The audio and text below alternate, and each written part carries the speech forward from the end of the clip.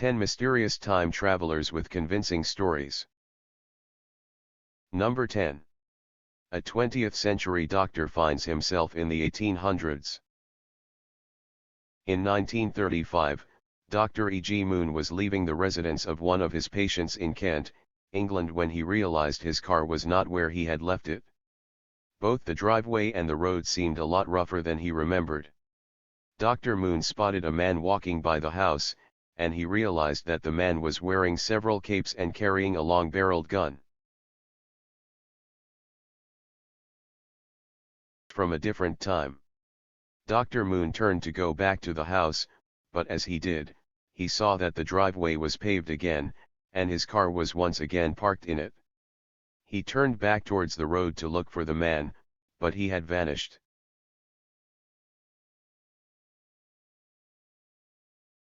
To 1905. Gibson and Len and Cynthia Gispy were traveling through France. When it became late, they decided to find a hotel for the night. They found a hotel not too far down the road they were traveling on. It was an odd place, the doors to the rooms only had heavy metal latches, no locks. And the windows only had thick wood shutters, no glass. The hotel and encountered two gendarmes, armed French policemen, that were wearing old-looking uniforms, complete with capes. The whole experience at the hotel seemed strange, not least because their stay only cost 19 francs. Other hotels in the area cost around 200 francs. Still, they happily went on their way, and on their return journey, tried to stop and stay at the hotel again. Except it had seemingly vanished into thin air. And the uniforms those gendarmes were wearing? They were from 1905. Number 8. Jafar Vorin claimed to be from Laxaria. In 1850, a man named Jafar Vorin was found in Frankfurt on the Oder, Germany, and questioned. He spoke very broken German, which made his claims even more difficult to understand. He said he was from Laxaria, and spoke the languages of Laxarian and Abramian. He said that he was in search of his long-lost brother, but he was shipwrecked on the way to his destination. Vorin didn't recognize any of the maps or globes that were presented to him.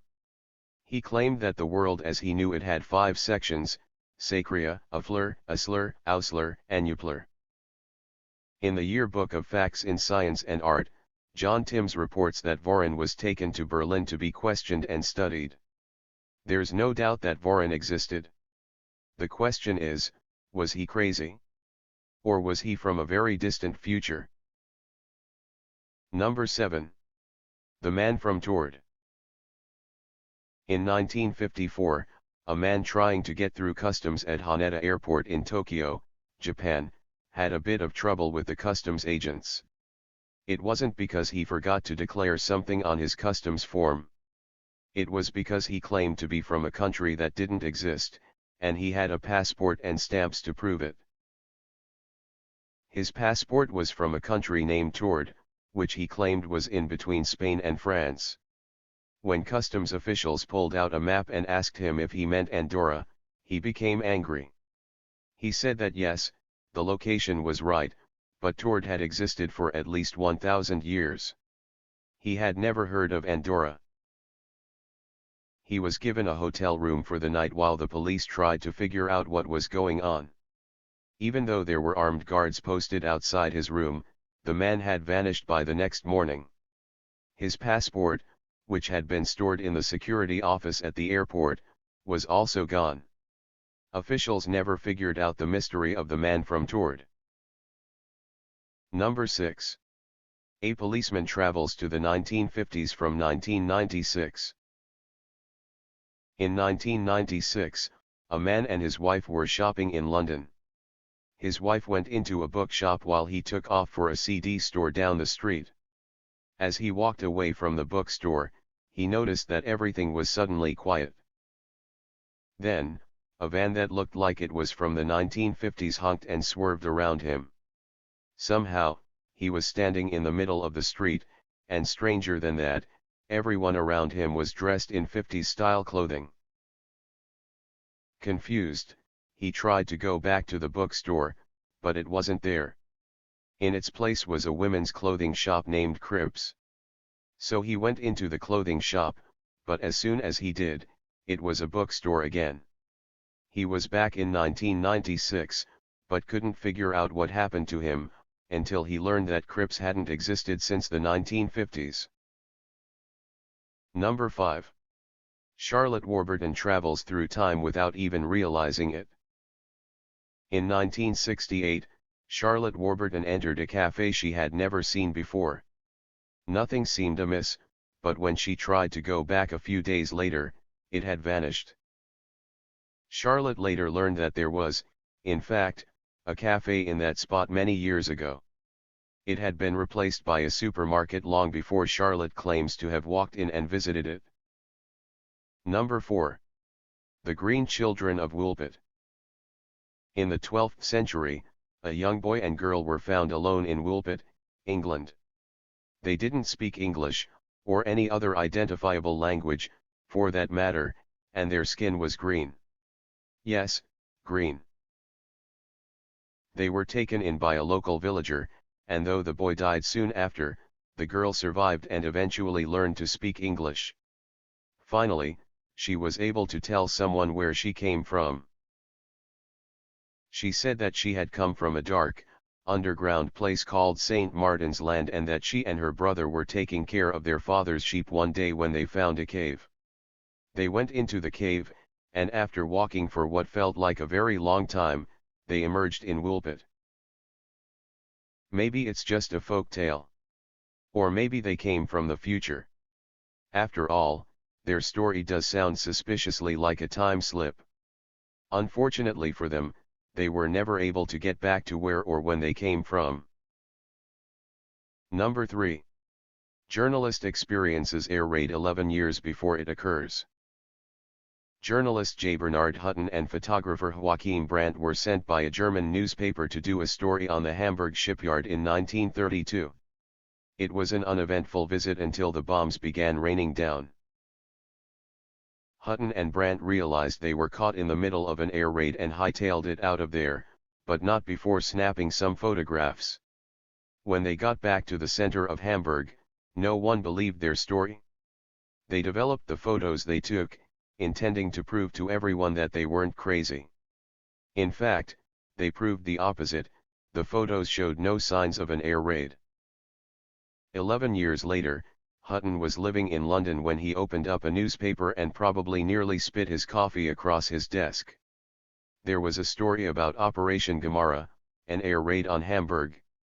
The accompanying photos looked exactly like what he experienced in 1932. Number 2.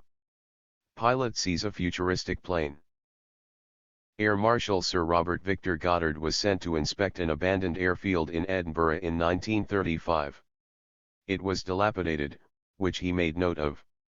He got back in his plane and took off. Heavy rain and low visibility prevented him from going too far, so he turned around and headed back to the airfield to wait out the storm. As he approached the landing strip, though, something very strange happened. The clouds cleared, the sun shone brightly, and he saw that the previously abandoned land was now bustling with mechanics in blue jumpsuits. There were 4 yellow planes on the tarmac, and one of them was a kind he had never seen before. Keep in mind, this guy was a military pilot. He was pretty familiar with all the different plane models available at the time. Goddard was totally confused. Had he imagined it? Was he hallucinating? Was it a dream? It couldn't be real, certainly.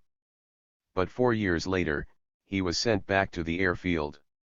Far from being abandoned, it was now in full use, complete with blue jumpsuit mechanics and yellow planes. And sitting on the runway was the plane he couldn't identify in 1934, a Miles Magister. The Magister was first manufactured in 1937, 3 years after Goddard first saw it. Goddard's story is convincing because he wasn't even trying to travel through time, Something unexplainable just happened to him. Number 1. Two professors see Marie Antoinette at Versailles in 1901.